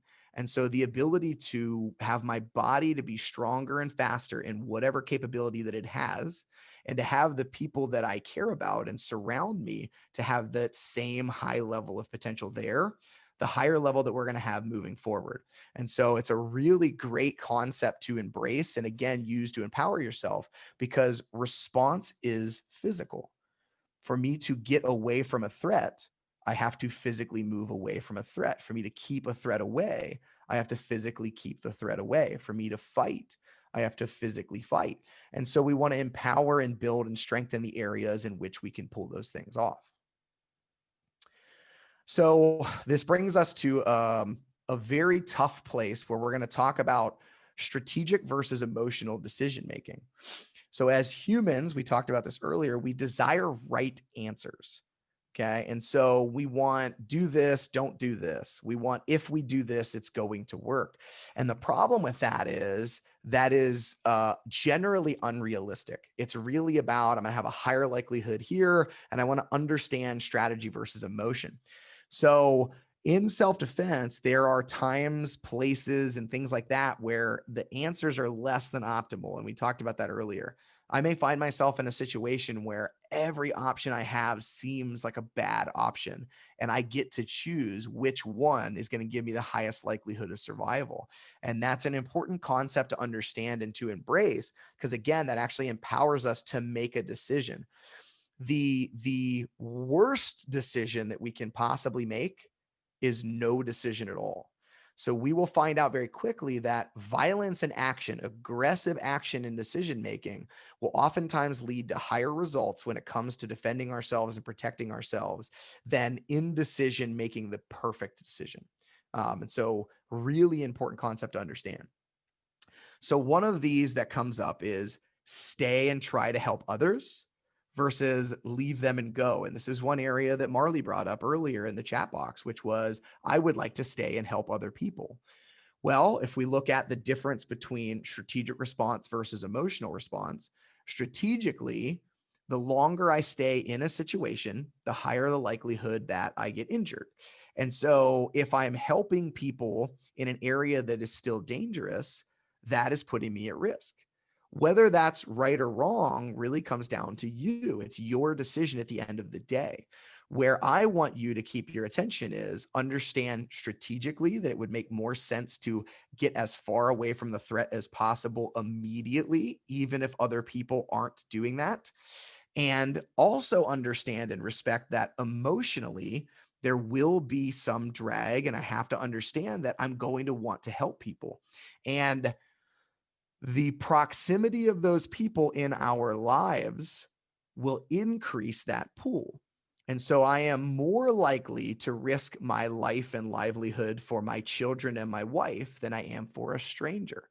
A mother will be more likely to risk her livelihood and survival and safety for someone else's child because they think of their relationship with their child. A law enforcement officer or military person or even a medic in some form that has been conditioned oftentimes to go towards danger and help others will be more likely to follow service than someone that maybe isn't.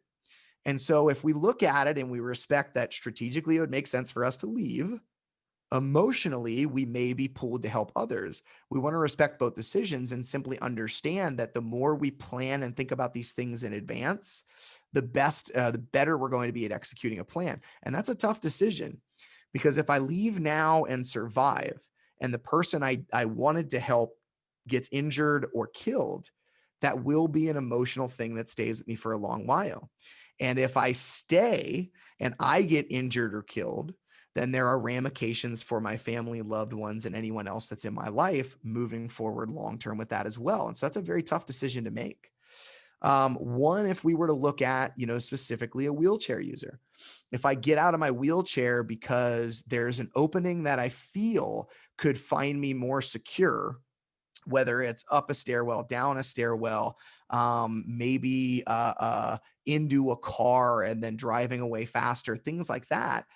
There's a tough decision to be made about, I'm about to lose a resource or willingly give up a resource to choose this route versus continuing to a different route that may take longer, may be better for us, may be worse for us. However, I get to keep my resource.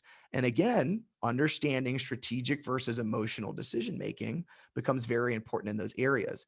So as we're doing the what if game and the 10-second game, again, if we go back to that idea of being as honest and vulnerable as possible about decision making, we can start to put some of these elements into our mind setting and into our planning so that we understand how to approach them as we're getting into this create distance between me and the threat.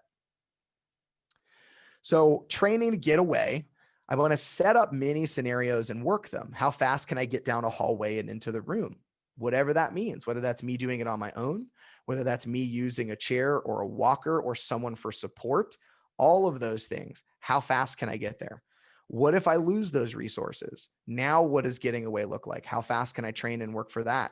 Again, from a wheelchair user perspective, or if I'm using some type of a walker or any type of support system in any way, shape, or form, if that is not directly with me, how quickly can I get to that resource and then get away?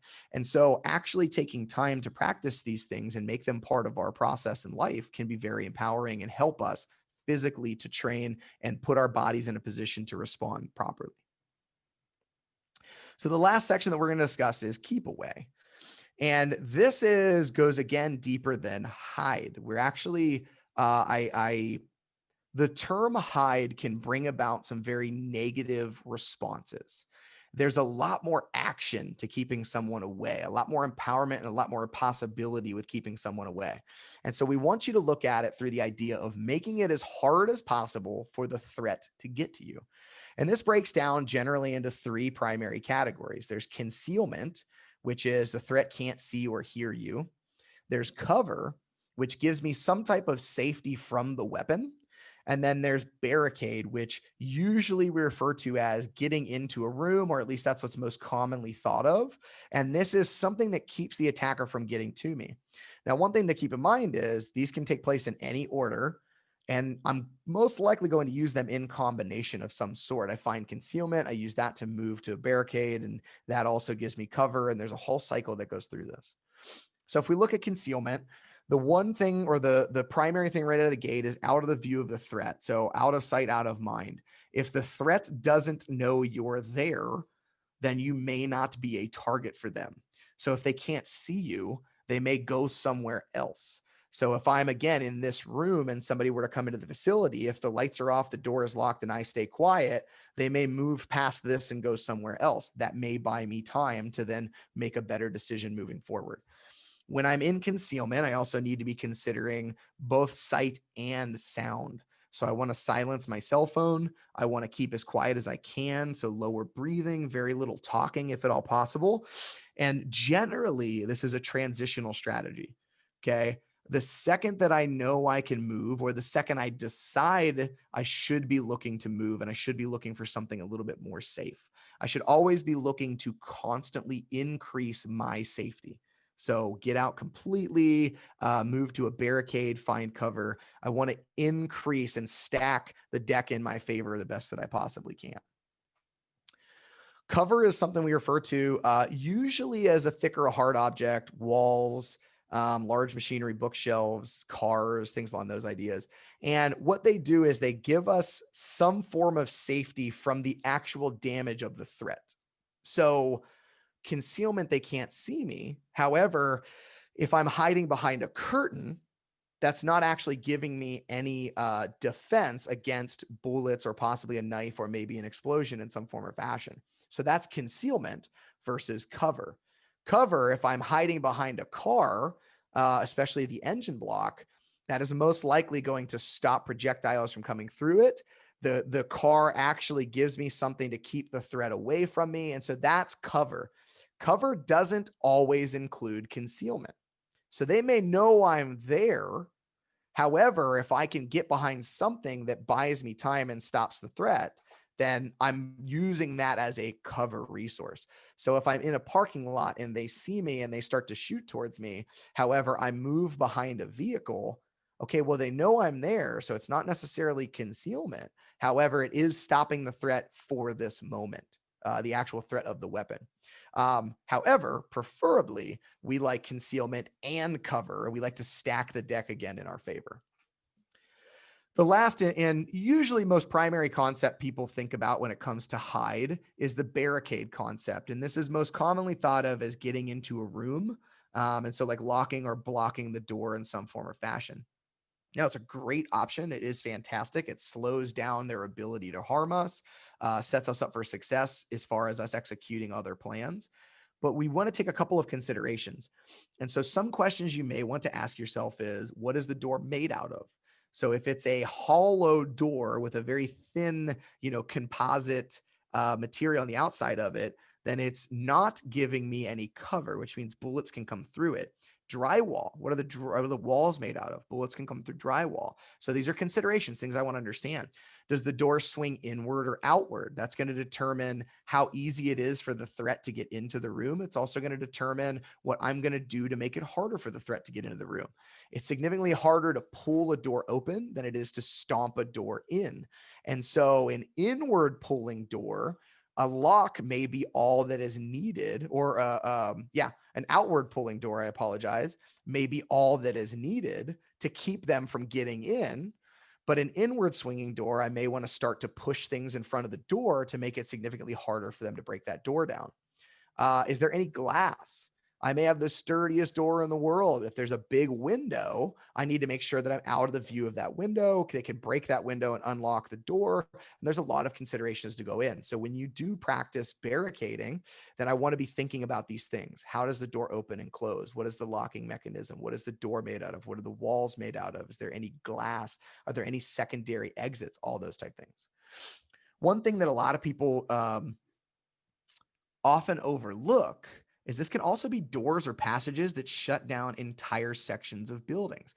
So imagine a school. If I can lock a door that shuts down a hallway and blocks off an entire wing of a school, I've done more than barricade the room, and I can actually barricade that hallway and correspondingly go into a room. And now again, I'm continually making myself safer by creating barriers and distance between myself and the threat to keep myself alive as best as possible.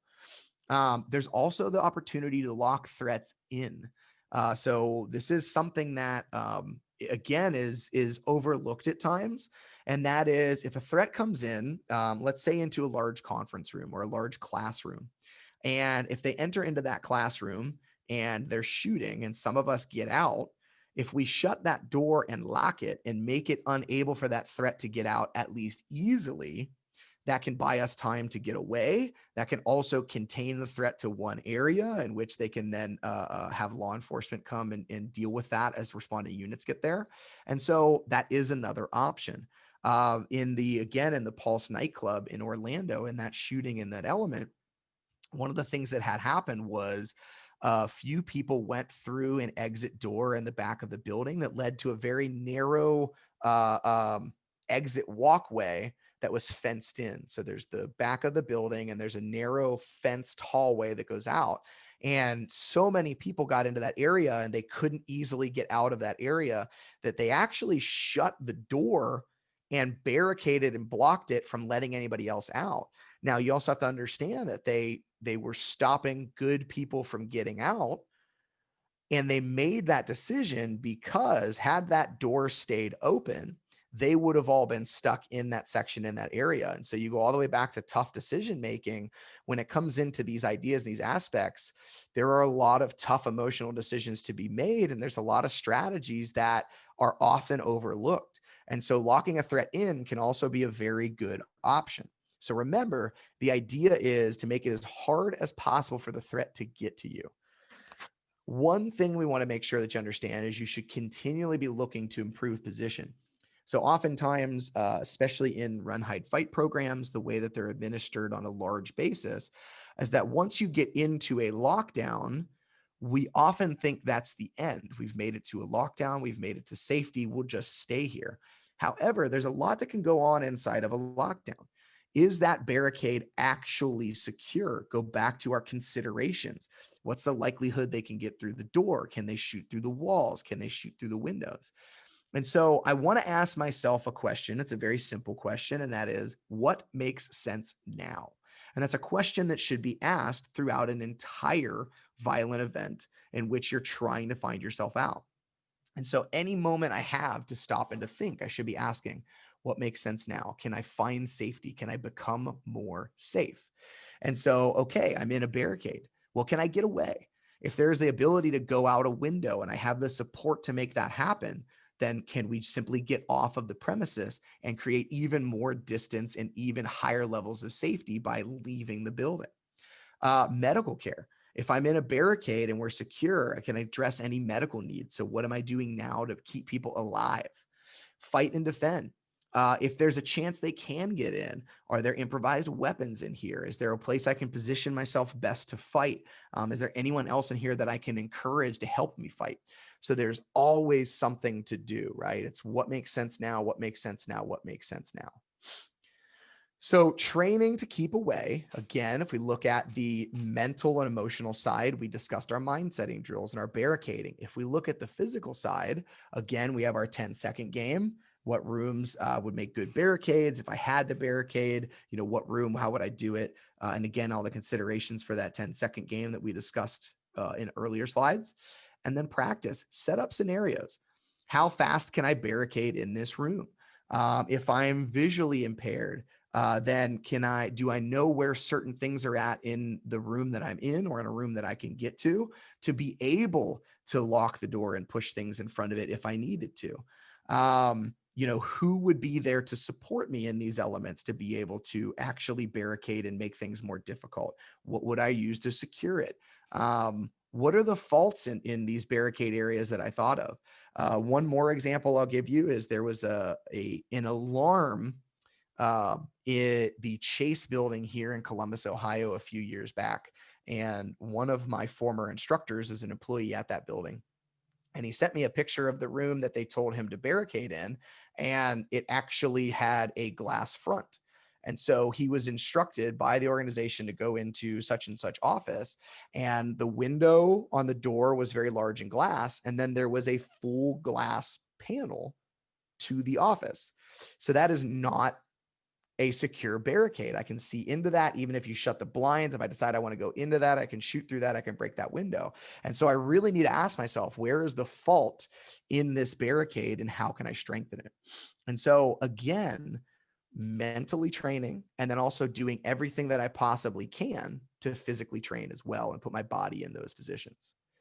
That's leaving you with this one last question, and that is, what makes sense now? It is always about adaptability and adaptability for you in these aspects of moving forward through with your plan. So continually optimize your training. Response should evolve. There's no specific order of operations. The closer you are to the threat, there's less time to process that information. And if I look at it from this idea of continually evolving, then I'm keeping control of my safety. I'm advocating and taking action to protect myself and the people that I care about. And that question should be on your mind to simply look at, is there anything I can do to improve my survival right now?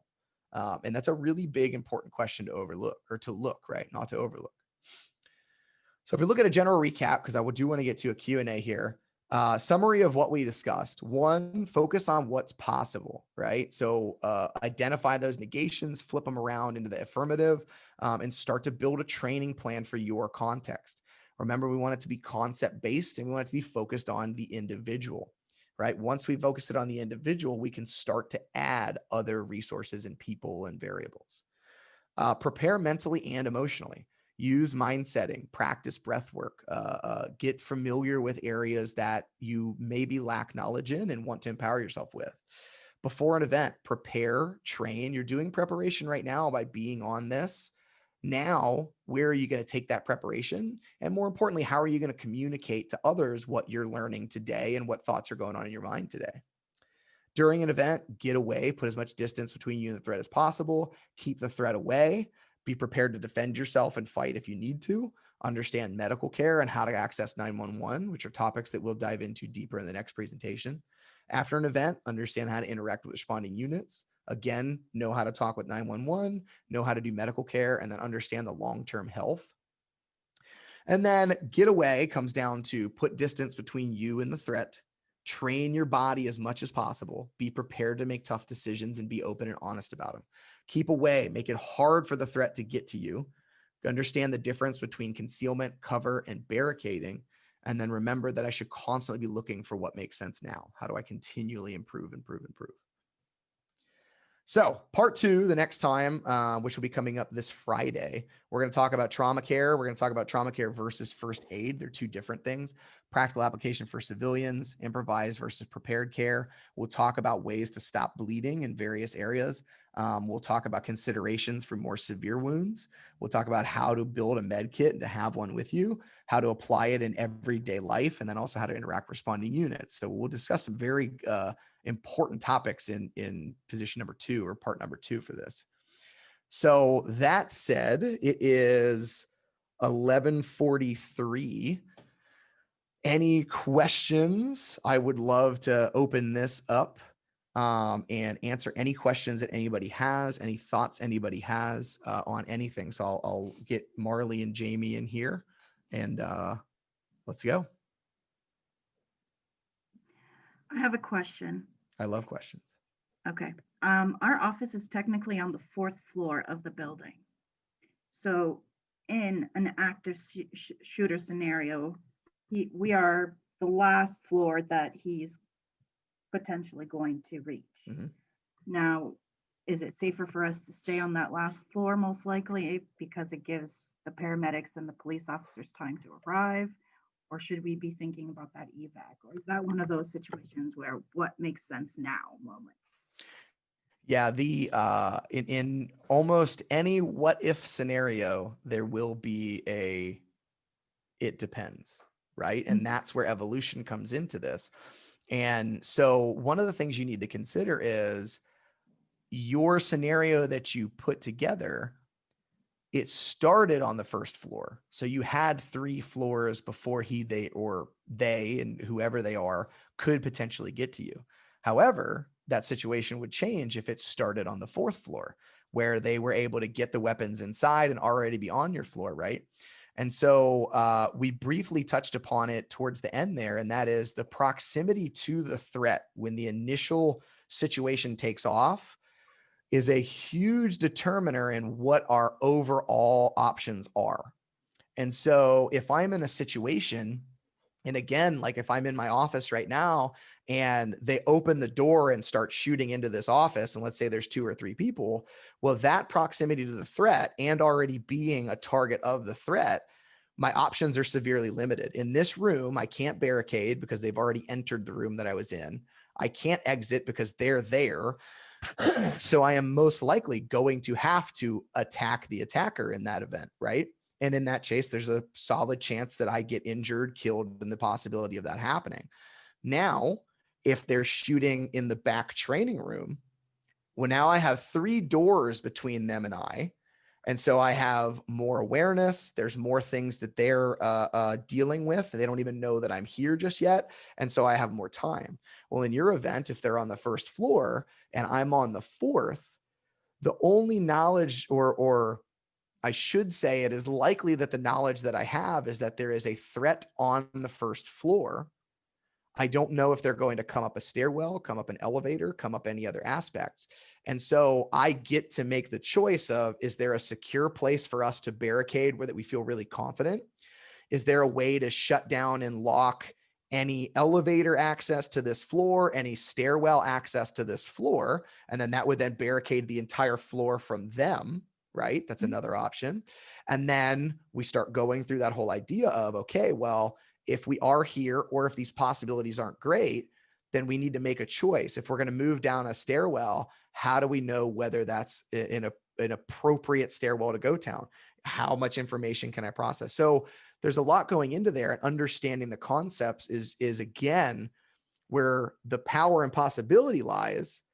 However, the scary part about concept-based training is that it still relies on you making a decision, which means you're responsible for your own safety. And for a lot of people, that's the most terrifying element of this entire thing, is we're about to make a decision and it could go either way.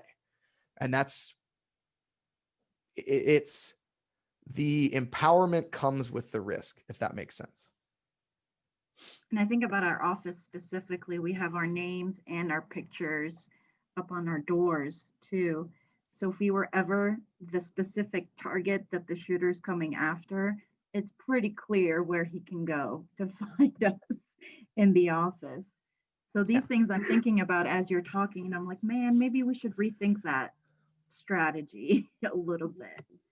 But one thing with that, real quick, to on that piece, because I really believe it's important, is one of the things that comes up quite often is, again, the difference between paranoia and preparation, right? And so anytime that you're looking at any protection, self-protection is usually referred to as before an event happens. So what am I doing to secure, protect, prepare, avoid a situation? And then self-defense comes into play when, okay, well, now I'm in a position where I already have to defend myself, right? So when we look at preparation and protection, you get to make choices and decisions based off pros and cons. And that is, well, if our faces and our names makes this a more open, vulnerable place where people feel the belonging, then that's I'm serving a higher need than this element of, oh, wow, maybe they can find us. And if there is a legitimate reason that we feel that threat, then I can find either other places to protect myself, or I can simply have a good, meaningful conversation, which is, okay, well, we're nervous about having our images and names up here. So how can we still create personalization and connection and belonging in other elements and also keep ourselves safe? It's a really dark hole to fall down when we start overprotecting. And that's, every door is locked down and there's no windows and there's metal detectors and there's all this stuff. And it's like, yeah, you get a higher level of safety. However, right now, especially where we're at, we've all been through quarantine, and we know how self-isolation, it can create other negative aspects in our life. It can create a lot of things that go on. And so you really get to play that line of understanding inherent risk with a situation, what I'm willing to give up essentially for safety, and then what's my overall well-being? And that's a really, really important question, because at the end of the day, these are still very small percentage situations. They're big and they impact us because of the amount of emotion that can come out of large groups of people being killed in these settings. However, the reality of it is they still make up a very small percentage. And so do I really want to suffer and make a negative cloud over the entirety of my life for this very small percentage situation?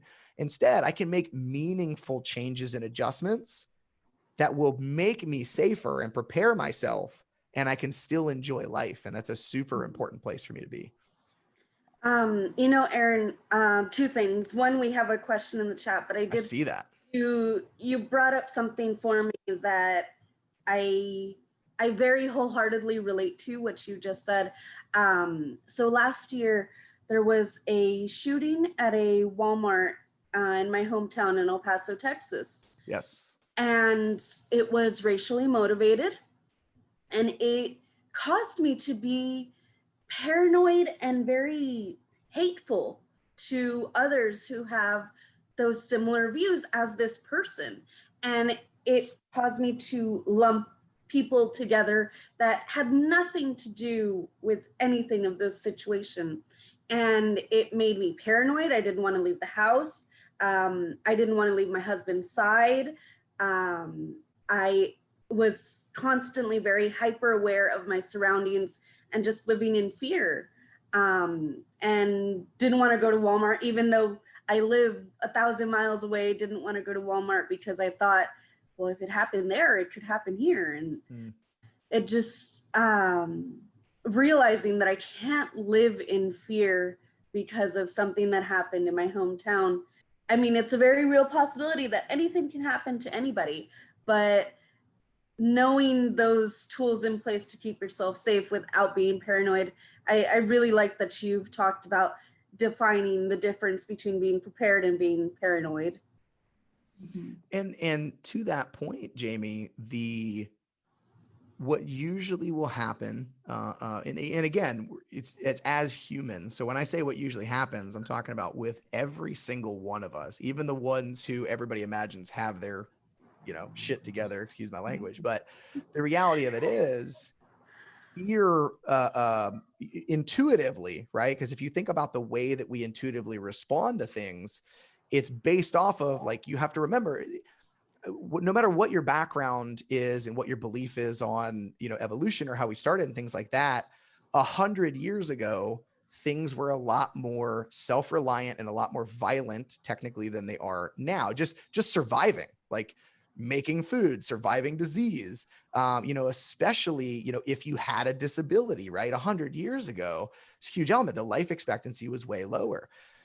300 years ago, even more. You know what I mean? So if you look at where we came from, what we know in life. I'm 34 years old. They're 34 years young. If you really look at it, that's 34 years of experience. That's all I've got. But in my 34 years, we've known technological advances and a lot of convenience. And so our brains are still wired, the subconscious, like our intuitive responses are still wired for, like, I need to find food. I need to survive. I need to do all these type things. So what happens when we're afraid of something is our body takes over. And that's that sympathetic versus parasympathetic response. When you have that happen and it's racially motivated and there's all these tires, and then you look at the way that media fuels it and the way other people's opinions fuel it.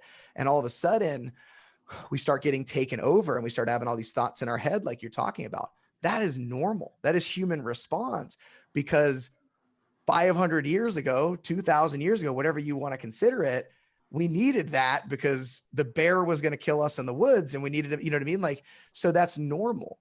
If we can recognize that and then make ourselves familiar. So if you were to go, okay, I want to learn about this person that shut this place up. I want to know what their story was, right? It's not just, the old white guy. It was specifically Bill who had this problem, right? It's not just he was trying to shoot this specific, minority. This was his story around some event that took place.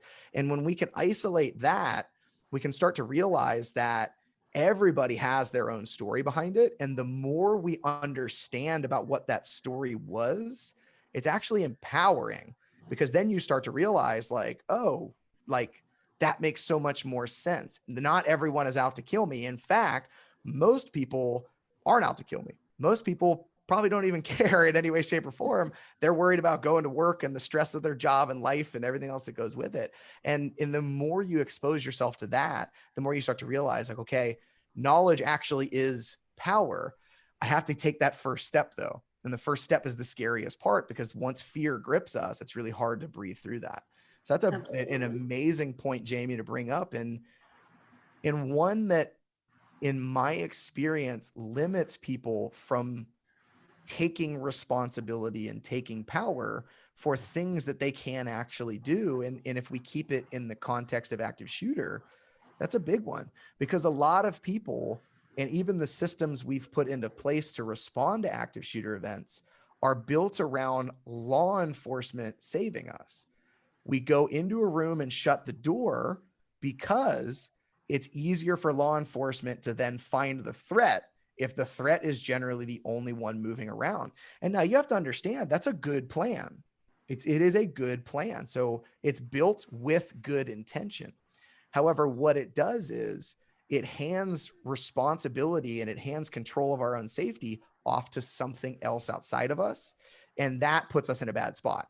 And so this fear, what you're talking about, and the way that we as humans, we generally lump people, places, and things into categories. And it's usually because our body's learning what's good, bad, and indifferent. It can actually harm us, because what we start doing is we start expecting, well, it's not my job to stop the active killer. Well, no, it's not your job. However, your safety is your responsibility. So it's your job to protect yourself, and it's no one else's, right? It's law enforcement's job to stop the threat. It's EMS's job to show up and help people. And so the more we understand about that, the better that we can get into it. And I know we're cutting down on time, so I'm going to jump to Julie's question here. So Julie, the question was, if anybody's missing this, I've heard that you can survive a jump from a second floor and even third floor. Is that correct? I'd rather have a broken leg than death. So that is correct. It depends, is one that comes with it, right? So the stronger that my legs are, the better I'm going to be able to break that fall, right? And so if we're going to talk, if we're going to be honest and vulnerable and talk about this specific context, which is, what is my disability, then I have to understand something has to break that fall.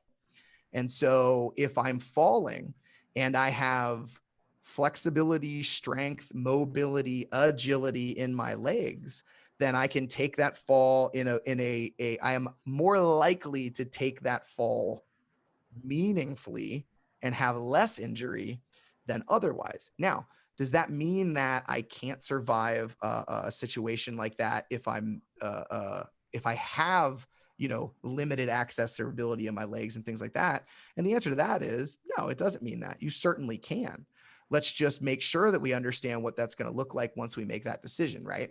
And so if I go out that window, I'm most likely going out without my walker or without my chair, which means if I do get out of that fall, and I completely agree with you, Julie, I will take a broken leg over death any day. I'll take a gunshot in the shoulder over, getting shot in the head. I'll take 2 gunshots over 5 gunshots. And so that's where these tough decisions come into place. However, I need to understand, okay, I'm going to make this decision. I'm going to go out this window. This is where mind setting comes in. So we can talk about this beforehand. If I'm outside of the window and now I have trauma in my legs, they absorb the fall, which we've accepted, but I have trauma in my legs. Now, what is my ability to make distance between the threat and I? What's the ability to keep the threat away? What's the ability to continue to safety? And so questions I may ask myself in that perspective is, okay, if I go out this window, where's the nearest next safe place? Can I get to my car? Is my car right over there? Right? Am I looking out the window and seeing law enforcement and EMS? And I know that if I go out this window, there's somebody there to help me. So these are questions we want to look at and consider.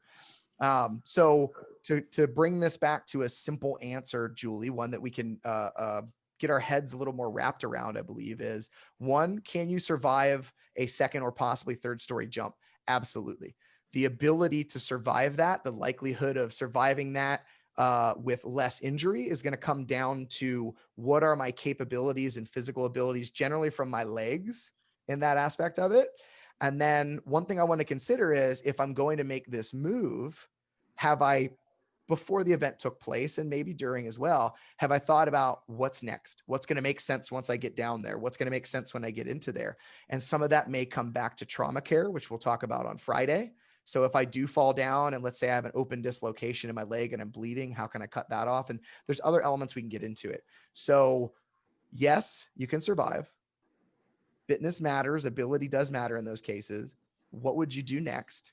Is that the best option for me in that element? Then absolutely go for it. And I can firmly agree. I'll take a broken bone over death any day. Thank you for that question.